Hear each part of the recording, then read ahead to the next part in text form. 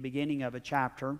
And as you know, as we traditionally do here, the next 2 Wednesday nights we will not have any Wednesday night ministries. And so we won't have anything going on for the next 2 Wednesday nights on our campus. So in understanding that, I had planned on doing something different tonight anyway. And then when I realized that they were going to do Brother Bobby's funeral service on Wednesday, I had called Brother Andy and I said, "Hey, Andy, would you like to speak on Wednesday night?"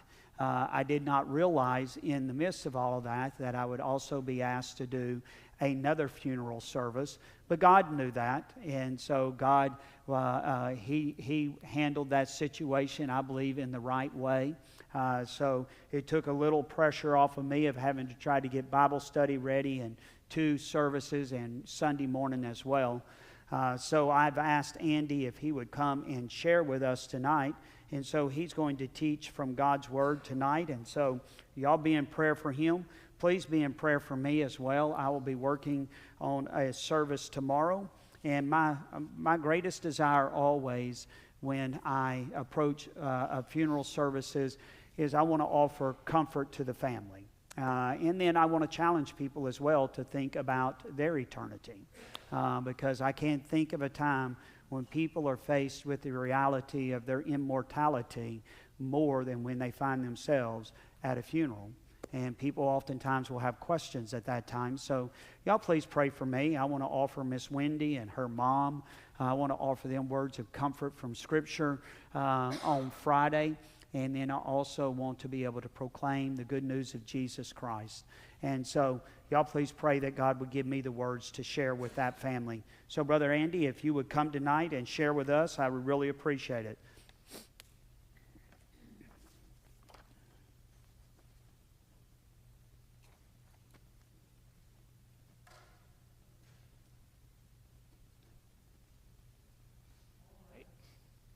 I'm your substitute teacher for tonight. First, if you leave, you have to go to detention. Test. It's on. Yeah. Okay. I need a couple of volunteers. Let's get the first one. I need somebody to look up Matthew chapter 15 and be ready to read verse 17 through 19. Not yet, but be ready. And then I'll let you know when we get close to the other one. Oh, you want to volunteer? Okay. Tonight we're going to, when Brother Jeff asked me to do the Bible study for tonight, he usually asks me when I have about 2 or 3 weeks advance notice. So I have a little time to think about it and everything. That didn't happen this time, so I pulled out a study that I did years ago, and it came about just through regular Bible study, I guess you could say.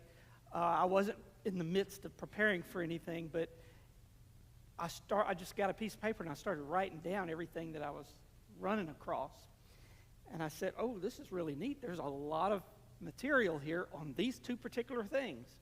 And so I just went with it and started writing it down. Well, not too many weeks after that, I was asked to fill in. That was in Thibodeau. And so I used that, and I kept that file, and I went and I updated it. So tonight we're going to talk about the righteous and wicked people. Now, that pretty much covers everybody. You pretty much are going to fall in one of those categories. You're either righteous or you're wicked. And we all know people that fall into both of those categories. But what does Scripture say about that? So I wrote down this, it's kind of a 3-pronged question. What do righteous people have? What do they do? And what are the results of their lives? So as I was studying this, I wrote that down after I had written out a whole bunch of stuff, and I said, this pretty much answers some of those questions, those 3 questions. What do righteous people have? What do they do? And what are the results of their lives? And I don't know why I was drawn to this. I just started seeing a pattern in what I was reading. Now, the Bible that I was reading, the translation, didn't use the word righteous, it used the word godly. But when I started reading other translations, the word righteous was used. So I said, well, I think I'm going to use righteous. So I'm going to update everything. So if you'll look at Proverbs 10:6, these verses here talk about the mouth of the wicked. And so you've got to fill in the blank right there. Your first word is blessings. Blessings are on the head of the righteous, but the mouth of the wicked conceals violence. Verse 7, the memory of the righteous is a blessing, but the name of the wicked will rot. Verse 11, the mouth of the righteous is a fountain of life, but the mouth of the wicked conceals violence. Now, these three verses are part of a whole section right there, and the first verse in that section, the end of it, the second half of the verse says, but the mouth of the wicked conceals violence. And if you go down to the last verse in that little section, verse 11, it says the same thing. They're kind of like bookends there. But the mouth of the wicked conceals violence.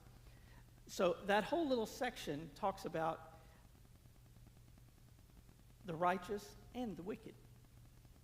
So I started writing this down. Blessings are on the head of the righteous. And when I read that verse, it did not hit me until I came back and was studying it again. What was the custom for giving a blessing in the Old Testament? The hands went on the head. And it didn't hit me until I was reading it again. I said, this is definitely a reference. People would have understood what this was saying in reading it in Old Testament times. Blessings are on the head of the righteous, but the mouth of the wicked conceals violence. The memory of the righteous is a blessing. How many of you, when you think about somebody that you knew was a righteous person, and that memory comes to mind, and blessings just surround that memory? Some of you shaking your head, you know what I'm talking about. The memory of that person is a blessing, just because there's a life that's full. And I think that's what it's talking about here. But the name of the wicked will rot. Now, I've been in situations where a wicked person I knew died, and it was just horrible. People did not have good things to say about that person. And I said, what a legacy to pass away, and people, their memorial to you is not good. And I just felt horrible for the family, but in those situations, but it's just a fact. That's what Scripture says. In verse 11, the mouth of the righteous is a fountain of life. How many of you know somebody that's you would consider righteous, that they know what to say and when to say it? In their words is just life. They will speak encouragement into you in the situation, wisdom, and it's just a fountain of life. But the mouth of the wicked conceals violence. The wicked don't do that. There is no fountain. How many of you ever met somebody that you knew was wicked, and everything they said from their mouth was negative, and all you wanted to do was run and get away from them? Well, why would you run from that person? Because you know what the results of being around that would do to you. It would just tear you down. Even if they're not aiming it at you, just being around it is enough to make you want to not be around them.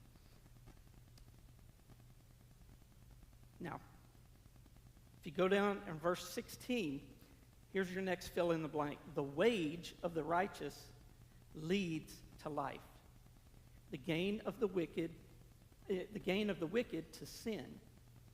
The wage of the righteous leads to life, the gain of the wicked to sin. How money is acquired and how it's used is talked about so much in the Bible. Jesus talked about it a lot. And it's talked about a lot in the book of Proverbs and in many other sections. The wage of the righteous. I think that means the wage of the righteous. They are earning it the right way. It's not in a deceptive way. It's not in an unlawful way. It's not in a way that, is, I guess you could say, wrong, unethical. They're earning it in an honorable way. That leads to life. Especially if they're doing what God wants them to do with it. If they are tithing it and they're using the rest of it wisely, I think the natural results of that are going to lead to a life that is good, where there's provision made. But the gain of the wicked is sin.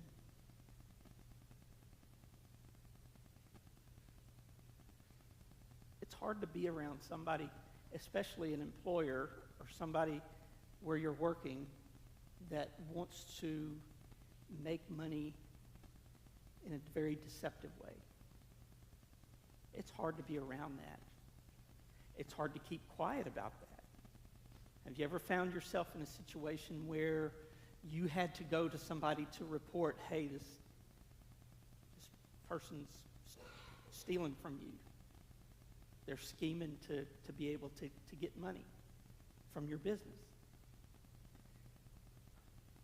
I've never been put in that situation, but I know people that have, and it's a horrible situation to be in. The gain of the wicked, all they get is sin from that. Now let's go back to verse 20 and 21, the use of the mouth. The tongue of the righteous is choice silver. There's your two next blanks. The tongue of the righteous is choice silver. The heart of the wicked is of little worth.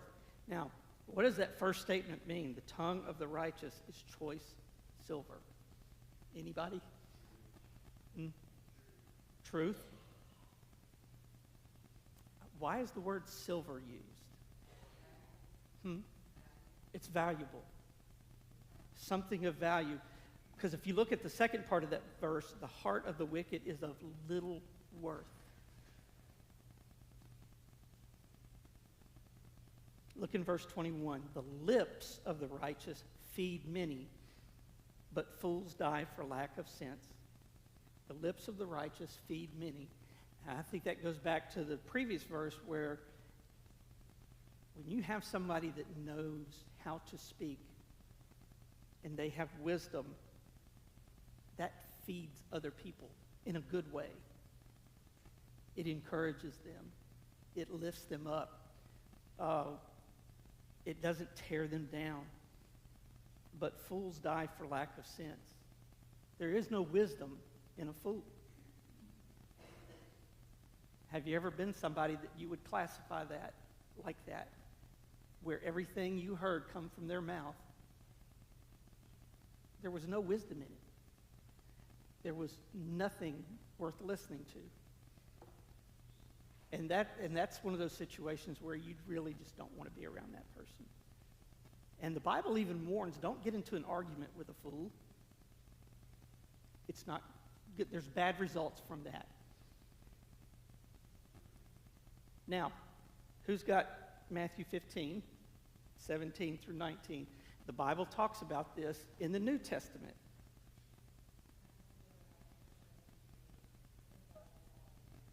Chapter 15, verses 17 through 19.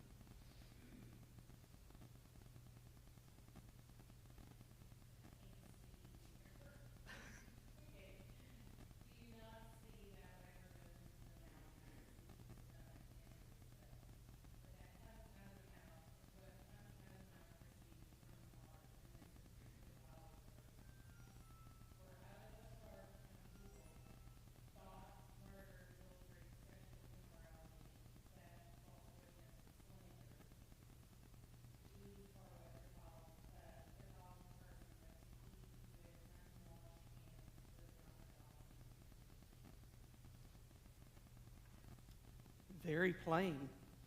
Very plain. What comes from the heart, if it's evil, and it comes out of your mouth, that's what's going to defile you. Not what goes into your mouth.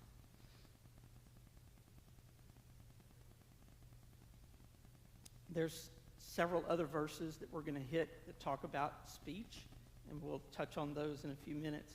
Let's change gears here. Verse 24, personal security. What the wicked dreads will come upon them, but the desire of the righteous will be granted.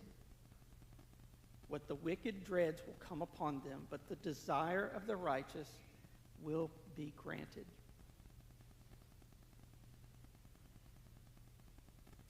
Verse 25, when the tempest passes, the wicked is no more, but the righteous is established forever. Established. Verse 28, the hope of the righteous brings joy, but the expectation of the wicked will perish. And one more verse in this section. The righteous will never be removed, but the wicked will not dwell in the land. The wicked will not dwell in the land. Now, when I read verse 30, I think about the nation of Israel when they were poised to go into the promised land. And what happened to that? They didn't trust God. They were afraid. And that generation was denied access into the land. God considered what they did to be wicked because they did not trust him. They disobeyed. So the righteous will never be removed, but the wicked will not dwell in the land. All right, let's talk about this whole section. What does that first verse mean? What the wicked dreads will come upon him. What does a wicked person dread? Say that again. Exposure. Getting caught. Wicked person. Thief doesn't want to get caught. Somebody doing something bad, they don't want to get caught. That's why they do it in darkness and in secrecy.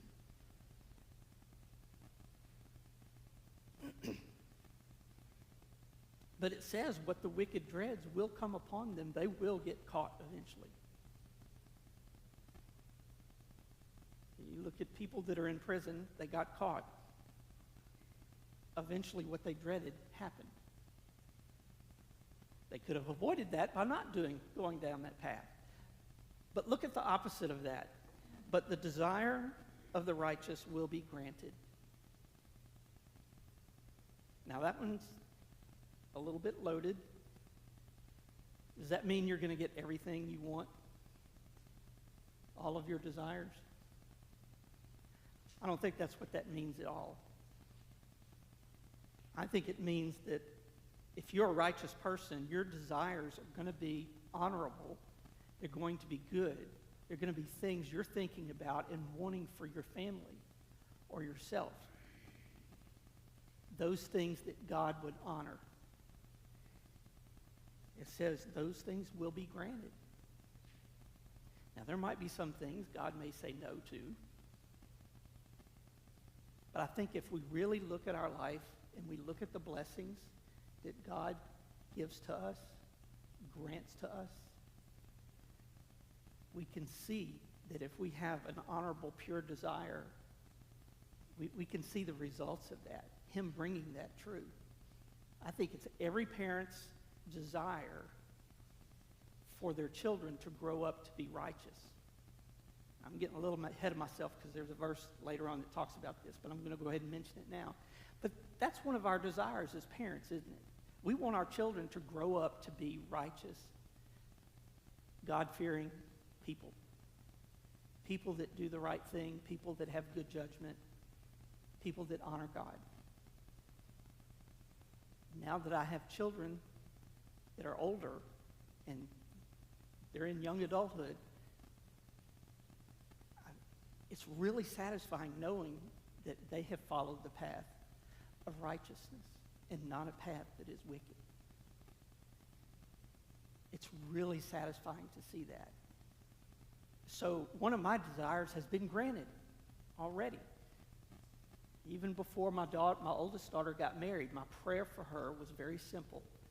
Please, Lord, let her meet a young man who knows you and honors her and will love her and cherish her.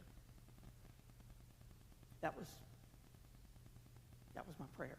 I didn't ask for him to be rich, good job, or anything like that. I mean, that's just normal stuff in life. But the other part is the most important part. Relationship with the Lord and knows how to treat my daughter. And my desire was granted because my son-in-law is awesome. Before they ever got married, they had Bible study together. They had prayer together. He honored her in boundaries. It was wonderful. And then they got married. When he asked me for her hand, I did not hesitate. I welcomed him into the family. And I said, absolutely, yes. Because by then I already knew his heart. I already knew what kind of character he had. And I knew from my daughter what kind of character he had, because she spoke well of him and told me about their relationship. So that desire was fulfilled.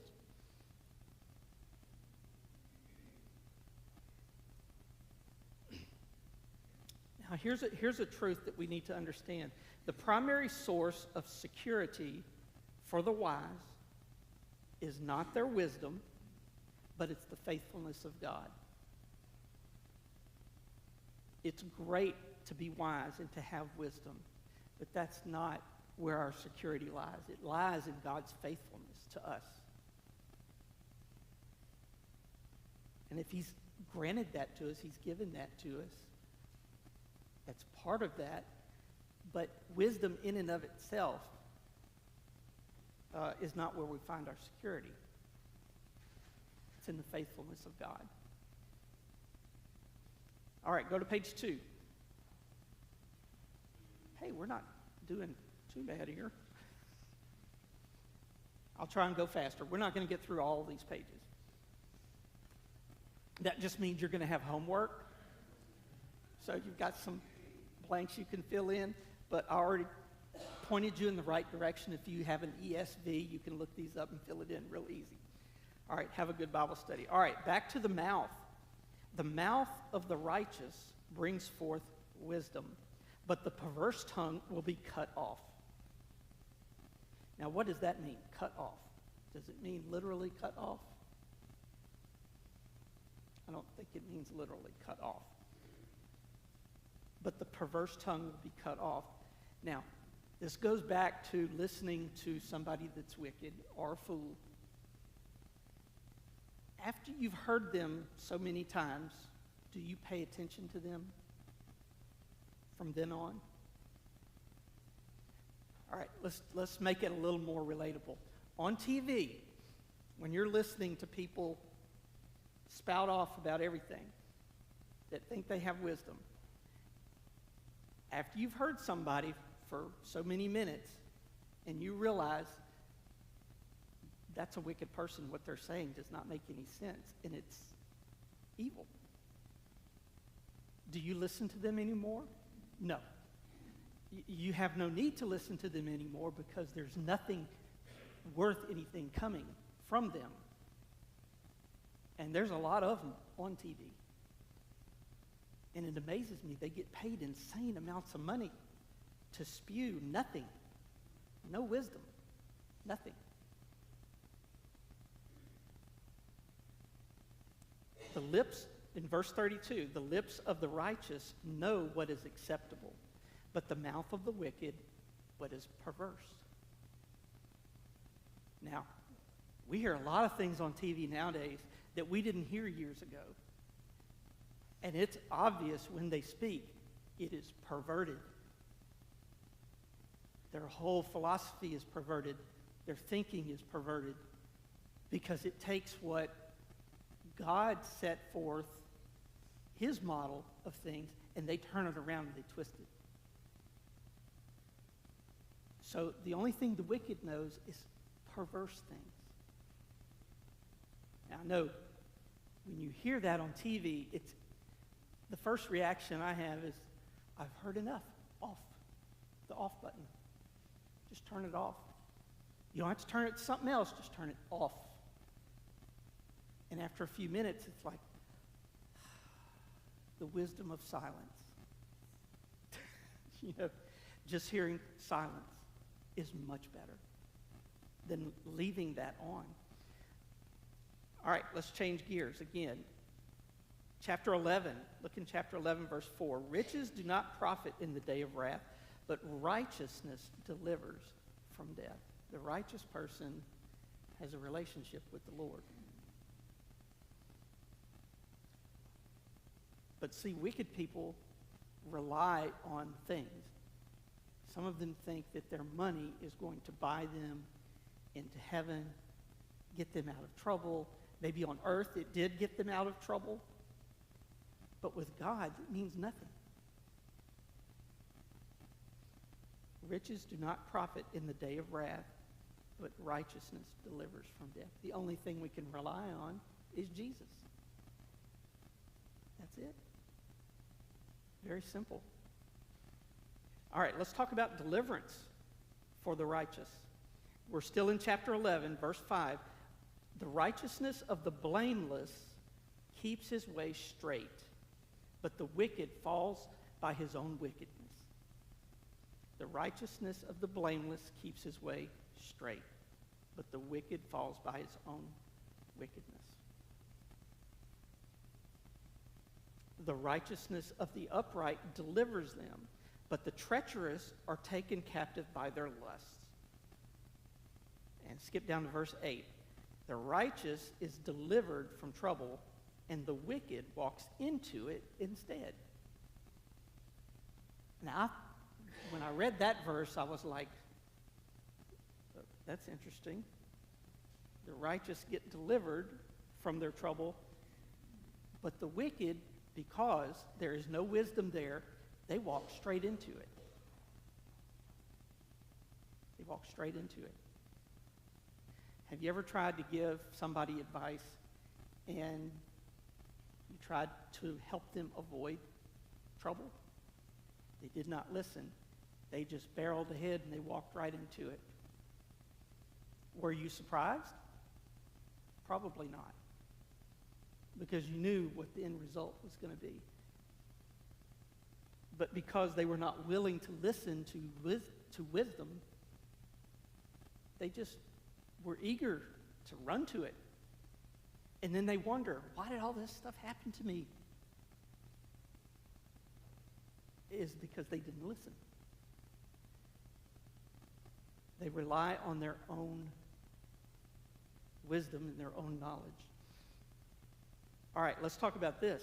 Verse 9 kind of changes here. Destructive lips. With his mouth, the godless man would destroy his neighbor. But by knowledge, the righteous are delivered. With his mouth, the godless man would destroy his neighbor. But by knowledge, the righteous are delivered.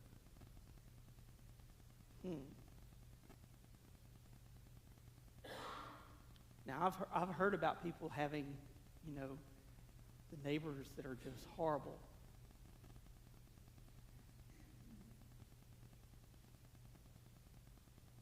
And they actually set out to destroy their own neighbors. When it goes well with the righteous, that's verse 10. When it goes well with the righteous, the city rejoices. And when the wicked perish, there are shouts of gladness. By the blessing of the upright, a city is exalted. But by the mouth of the wicked, it is overthrown. Now, where have we seen that recently played out? Summer of 2020, how much wickedness did you hear? And what was the result? We saw it play out on TV. Stuff wicked people were saying is good got some very bad results. Some of them are actually coming to regret that because now they're having to live with the consequences of that wickedness and that wicked way of thinking. Flawed philosophy. Wicked philosophy. Not all philosophies in this world are good. And we heard some really bad ones come to the surface in the summer of 2020. How many of you during that time watched your TV in disbelief? Like, is this really happening? This is supposed to only happen in movies. But it's happening in real life. The wicked perish. When the wicked perish, there are shouts of gladness.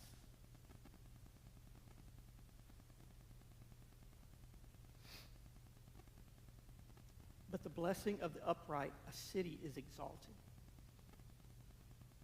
When you have people that are godly people, righteous people that are in charge, making good decisions based on sound, biblically based philosophies and ways of thinking, good things happen. I mean, we've seen that happen. We've even seen on TV where they contrast a city where wicked people are making decisions and where good people are making decisions and what the results of those things are, those decisions. I mean, it's pretty simple to see. You make bad decisions. I mean, you know this from your own life. You make a bad decision, you get a bad result. You make a good decision, you get a good result. And the same thing happens for a city. When you have people making bad decisions, bad things happen. But if you have people that are making good decisions, godly decisions, righteous decisions, you see a lot of good things happening. It says the city is exalted. So people talk good about it. People want to move there. Say, hey, I'm getting out of this city. I'm going there. All right. Next section, kindness and cruelty. Verse 17, a man who is kind benefits himself, but a cruel man hurts himself. The wicked earn deceptive wages, but one who sows righteousness gets a sure reward. Gets a sure reward. Whoever is steadfast in righteousness will live. Those of crooked heart are an abomination to the Lord, but those of blameless ways are his delight. Be assured, an evil person will not go unpunished, but the offspring of the righteous will be delivered. Now that's encouraging to see. Let's go back to verse 17. A man who is kind benefits himself. How many of you ever have been in contact? You've had a friend, you know somebody in your life that is just oozes kindness. Everything they do, they're kind to everybody. Even people that don't deserve it, they're kind to them. Have you ever been around somebody like that? Has it ever rubbed off on you? I've been around people like that. Unbelievable. And I'm like, oh my goodness, that didn't upset you? No. I said, well, why didn't it upset you? Well, I made a decision a long time ago. No matter how I'm treated, I'm going to treat them good. I'm going to be kind to them. So it's a settled matter. I don't have to think about it. I'm just kind. Just be kind. I wrote this off to the side. Righteous people are kind. Kindness benefits people. Wicked people are cruel. Cruelty is harmful. Nothing good comes from cruelty. Nothing good. It's always harmful. But kindness always benefits whoever's showing the kindness. They're being kind to someone, blessing them, but sometimes they're even more blessed just by being kind because they see what God does through that act of love and that act of being kind. Let me just use this as an example. See if you can identify with it. All right? You're going out to eat, and you're at a restaurant where you have service to your table. You have a waiter, you have a waitress. And at the end of the meal, you're with somebody, and they are really horrible about tipping. And they got some strange philosophies of why they tip and how much they tip and whatever else. And sometimes you're with this person and you're going, this is supposed to be a good person.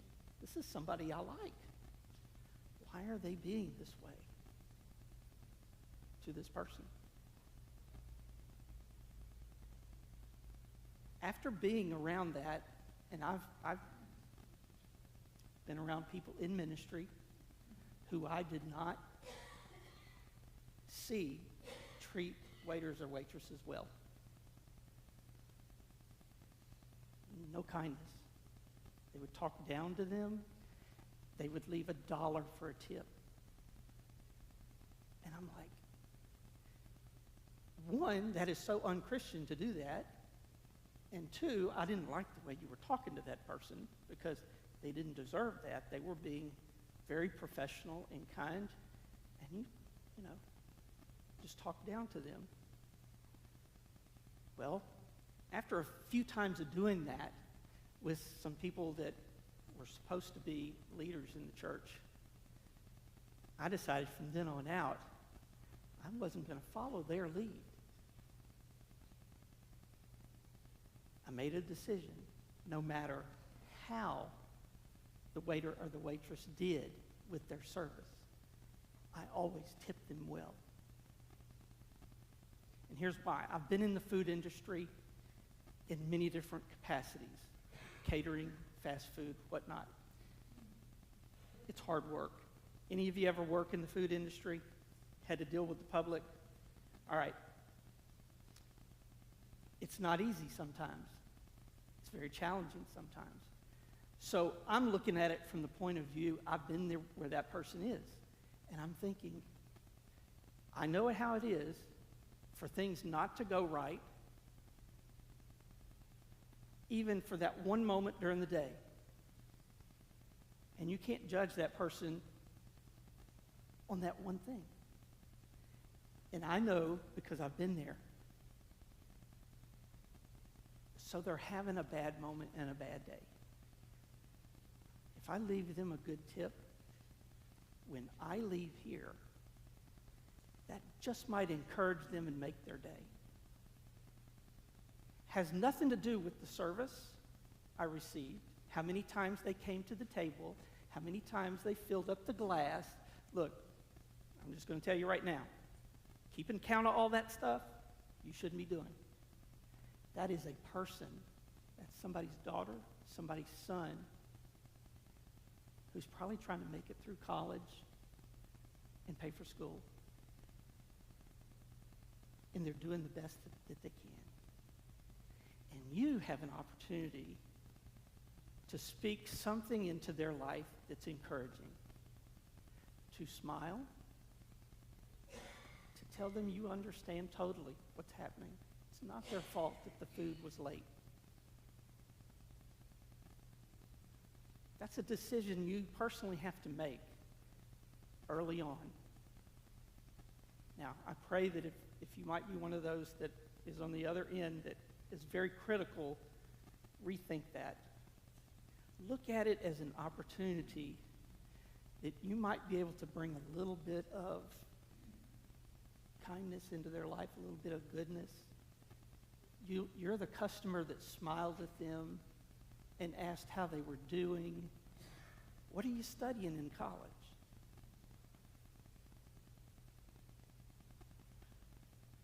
Speak words of encouragement, kindness, and then you leave them a good tip.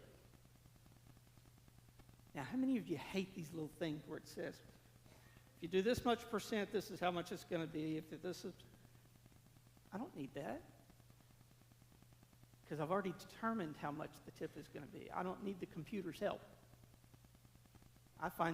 Personally, I find that insulting, because I'm like, that's not good enough. It's not good enough. You know how it's easy to leave a $10 bill.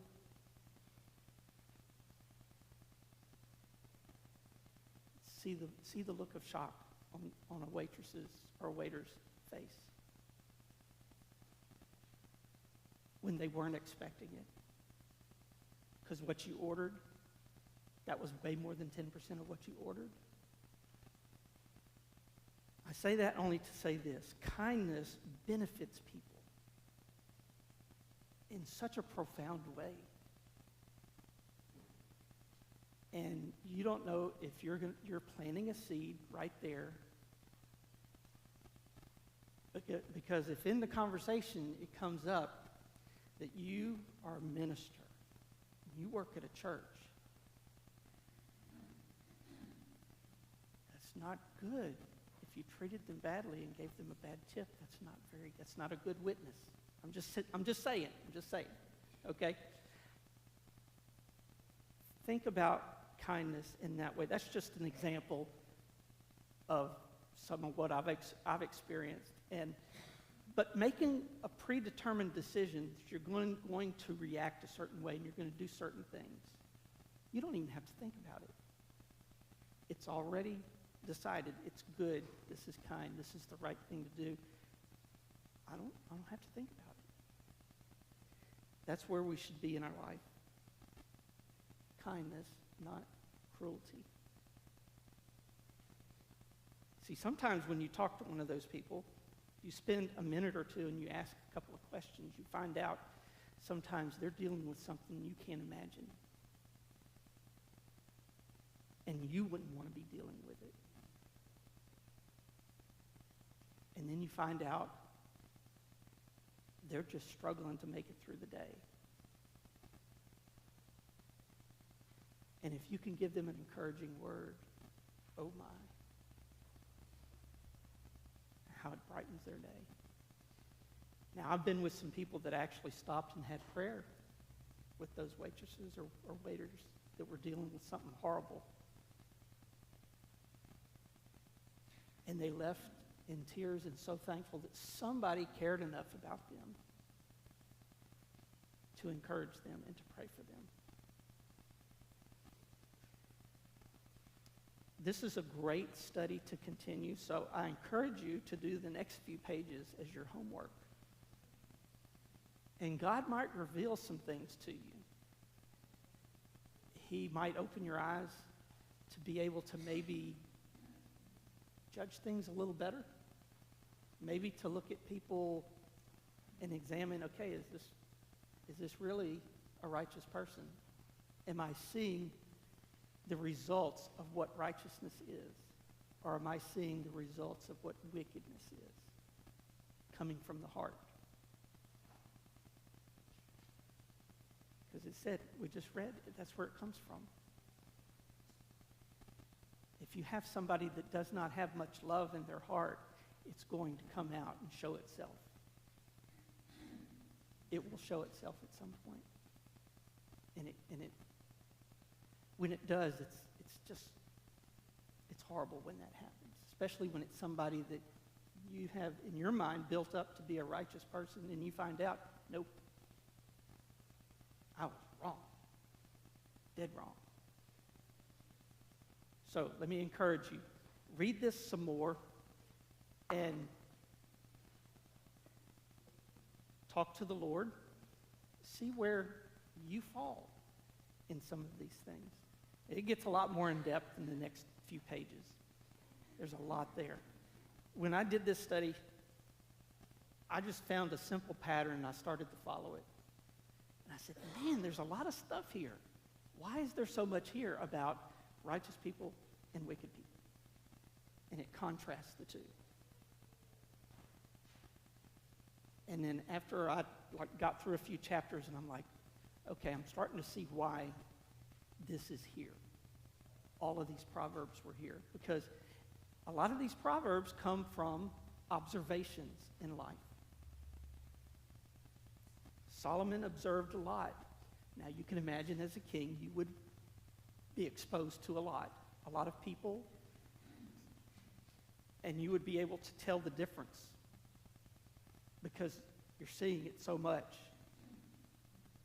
where they fall, which category, in their actions, in the results of their actions.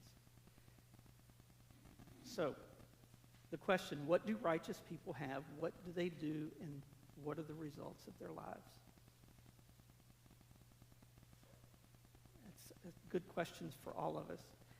And if we examine ourselves in light of those things, it makes us take pause and go, am I living this out 100% like I should be? Or are there areas in my life where I would have to classify myself as wicked? Get a lot of other stuff right, maybe get this wrong or that wrong.